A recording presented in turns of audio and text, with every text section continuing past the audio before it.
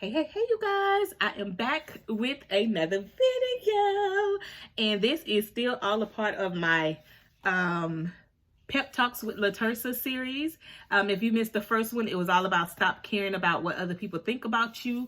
And so today we're going to be talking about it's time to move on. And I say this with all respect, with all sincere and honesty. Sometimes we keep ourselves held back because we're holding on to too much. And that could be holding on to pain, past relationships, holding on to toxic friendships, toxic business relationships, whatever the case may be. That is something that interests you. I want you to grab you a notebook, a pen, and paper so that you can write, and grab your glass of favorite wine, whatever that is, maybe orange juice, water, wine, whatever you like to drink. But today I want you to know that it is time for you to move on. So if you are new here, welcome. If you're an oldie but a goodie, welcome back.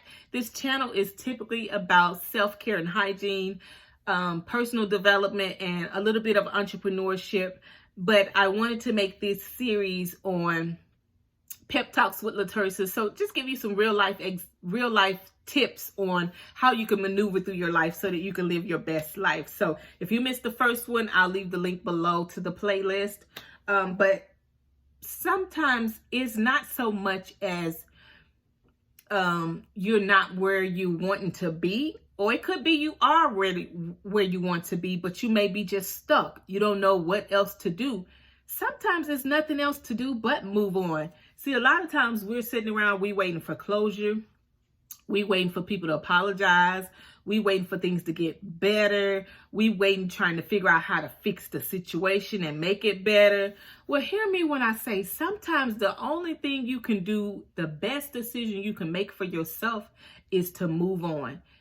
Sometimes you may get closure, sometimes and closure, I really do believe closure is really something we as women tell ourselves, because I don't think I've ever been around a man that, because I had a best friend once and he had broke up with, or his girlfriend broke up with him, but I ain't never hear him mention anything about he needing closure and all that stuff.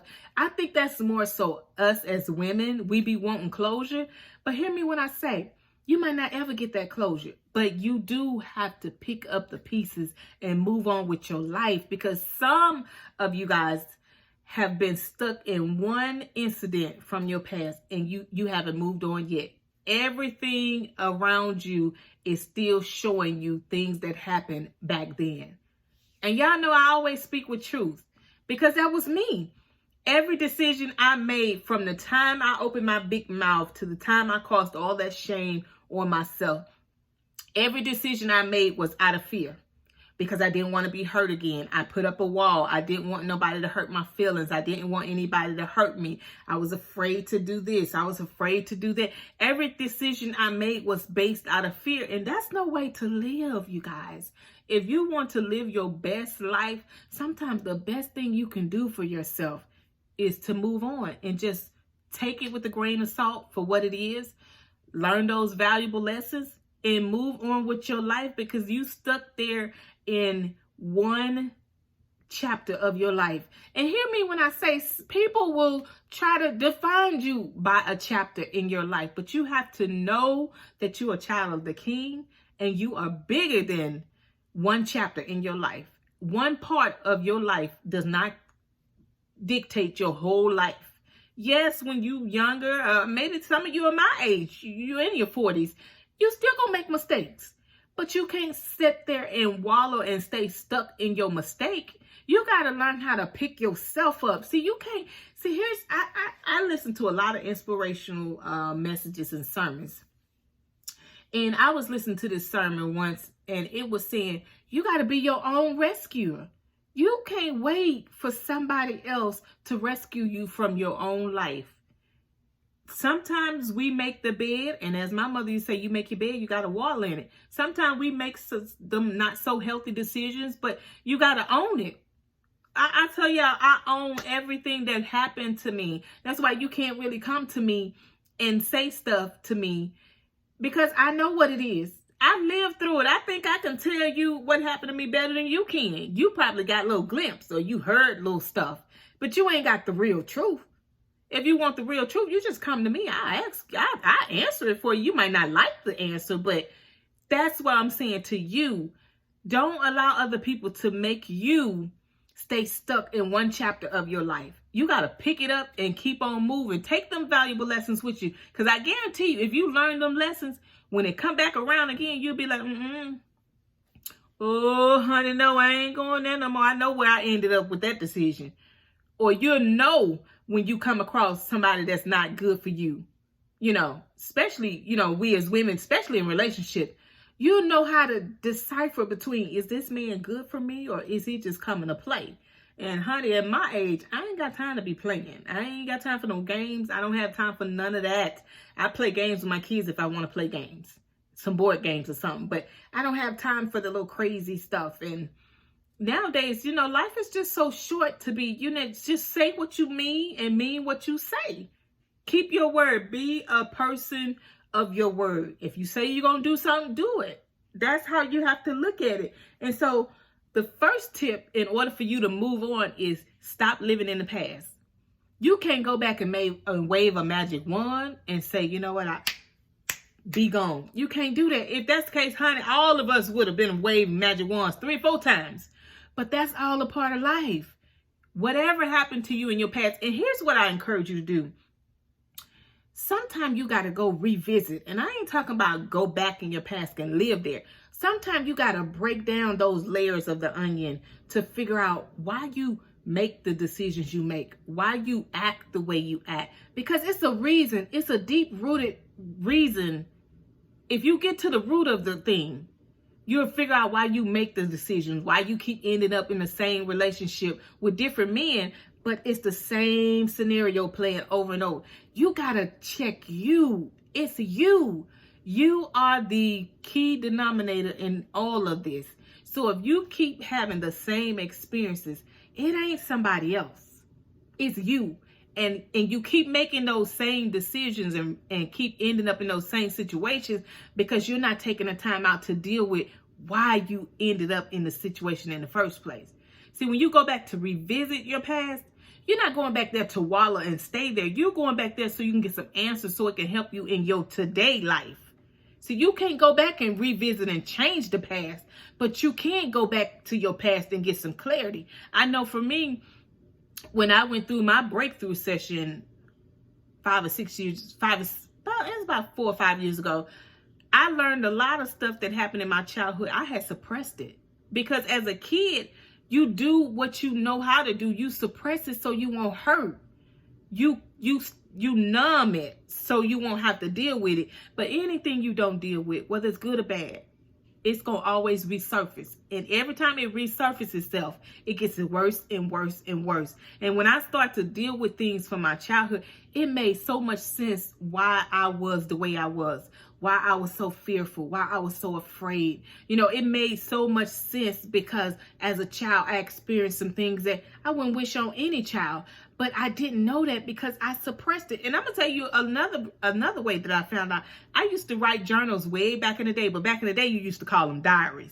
And I wrote in my diaries one incident that happened to me. And I hadn't thought no more about it. And I had been carrying this little thing that I made. I think I was about 3rd or 4th grade. And I wrote down in this little diary what happened to me. And you could feel the pain off the pages. But I suppressed it for years. And one day I found it when I was going through my breakthrough session, and it was recommended that I burn that because I'd been carrying this pain around since I was little. Because I made it into a diary and a cookbook, but I had started using it as a diary. So you have to go back in your childhood and visit things that happened to you. Not that you want to relive the pain, but you need to get to the root of why you are the way you are, why you operate the way you are. And I guarantee you, when you go back there and look and you search for answers, God will show you. Ask God to reveal it to you. Now, it may be painful because it was painful for me. It dropped me to my knees. But I had to go and find out so that I won't be in this stage of my life, still living, trying to figure out what's going on, why this happened, all of this. So when you go back to your past, revisit it to find answers. Don't revisit it to do the blame game and all that kind of stuff. And then the second tip is, after you've Stop living in the past. Forgive yourself.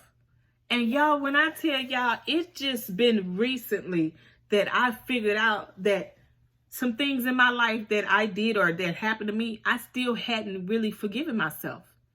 And it was so strange because I think I was watching the sermon and it was like, that is exactly what. So I was playing God, trying to make myself pay for mistakes that I did in my past.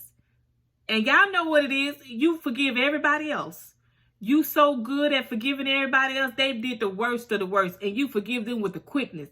But you'd be like, oh, why would you do that? Why were you so dumb to do that? You know better. You a child of God. You a Christian one. Why would you let yourself stoop that low? These are all little things that were playing in my head. But mind you, that 20-year-old girl, she did what she knew how to do. And I had to really get crystal clear with myself that I am not God. I cannot pay myself or make myself pay. This is why I figured out how I ended up staying with my ex-husband as long as I did. Because I felt I needed to pay for me, doing those things that I did in my past. I felt I deserved to be treated less than I deserved. I felt that was my way of getting even with myself, that I did this thing back then and I couldn't forgive myself. So now I tolerate and settle for anything. I settle for people treating me bad because I'm trying to be God and pay myself back for the mistakes that I made in my past. That's something you can't do. It will eat you alive. Do you hear me? You will sit around and have so much hatred towards yourself that even if people came in your life to be good to you, you'll always think there's some ulterior motive. You'll always think they're out to get you. And that is something that will hurt you worse than anything. Not forgiving yourself. You got to understand you're human. Give yourself some grace to make mistakes because you're going to make them. Give yourself the grace to be human because as long as you're still breathing, you're going to make some mistakes. But that's where you have to, just like you give grace to everybody else, give that same grace to yourself. And then the last and final tip is sometimes you may have to change your environment. I know for me, I couldn't stay in my small hometown because they only looked at me as one way. They looked at me as my mistakes. And when you're trying to grow and go to the next level, your environment is very important. You got to get around, and sometimes it may take you leaving your family, leaving your friends that you grew up with. Sometimes you got to just be bold and bite the bullet and say, you know what? I'm going to take a chance on myself, and I got to go where I can grow. And then sometimes it may not even be your environment. It just may be the people that you're hanging around. That could be family member, because I ain't gonna lie, sometimes your family member can be the most toxic people, whether that's your parents, your siblings, aunties, uncles, whatever the case may be. You got to set some healthy boundaries for yourself. And when they cross them, you got to be willing to put them in place. And sometimes you just got to love people from a distance. Not saying you got to go cutting everybody off, but sometimes you got to put you first, honey. Well, all the time. You need to put you first and be like, you know what? Every time this person calls, I get depressed. They're always negative. You see the call ID. Swipe decline. You ain't got to pick it up every time they call, because you know what's finna go on. They finna tell you the latest gossip. They finna tell you the latest drama. They finna tell you about their drama. And if they coming to you, talking to you about somebody else's drama, you know they going back talking about your drama if y'all that close. So learn this from your big sis. Stop living in the past. Forgive yourself and change your environment if you want to move on and live your best life. So I hope that this video helped you in some way. I hope that it blesses you. Leave me a comment below and let me know which tip helped you the most. Just let me know. And then make sure you follow me on Instagram and ask me a question. I have a poll in my profile image. Just click on my image and ask me any of your questions, because I want to do a chit chat with you guys so that I can answer your questions and just have a good little old chit chat time. So God bless, and I'll see you in the next video. Mwah.